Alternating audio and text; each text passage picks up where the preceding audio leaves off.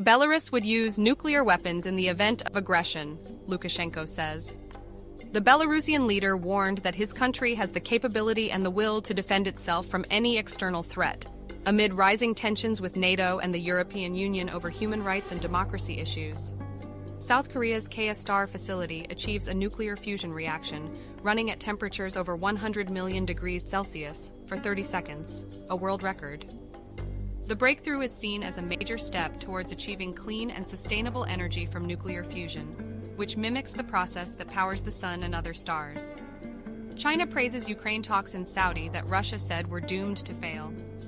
The Chinese Foreign Ministry said that the meeting between the Ukrainian and Saudi leaders in Riyadh was a positive sign of dialogue and cooperation, despite Russia's criticism and skepticism over the outcome of the talks.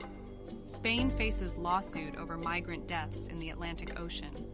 A group of lawyers has filed a complaint against the Spanish government for its alleged negligence and violation of human rights in handling the migration crisis in the Canary Islands, where hundreds of people have died or gone missing while trying to reach Europe by boat. Hawaii wildfires kill at least 5 people and leave hundreds missing. The fires, which started on Monday, have burned more than 20,000 acres of land and destroyed dozens of homes and businesses on the island of Maui. The authorities have declared a state of emergency and urged residents to evacuate. Pakistan sees violent protests and attacks on churches over blasphemy accusations.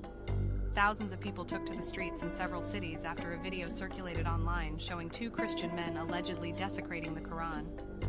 The protesters clashed with police and set fire to churches and other properties belonging to Christians. Cape Verde boat disaster leaves at least 60 migrants feared dead. The boat, which was carrying about 80 people from Senegal, was at sea for more than a month before it was found by fishermen near Cape Verde.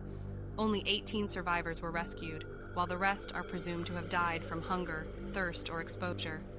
Singapore seizes cash, cars, and homes worth $735 million in anti-money laundering raids. The operation was part of one of the city-state's biggest ever anti-money laundering investigations, targeting a network of individuals and companies involved in illicit financial activities.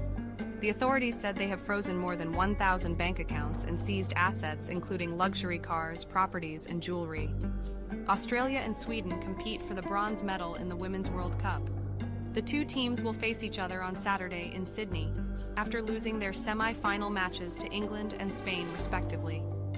Both teams are aiming to win their first ever medal in the tournament. Brazil's Jair Bolsonaro sought to hack into voter machines, hacker testifies. A hacker who was arrested last year for breaking into government systems has told a congressional inquiry that he was hired by allies of the Brazilian president to infiltrate the electronic voting system and manipulate the results of the 2022 election. Bolsonaro has denied any involvement in the scheme.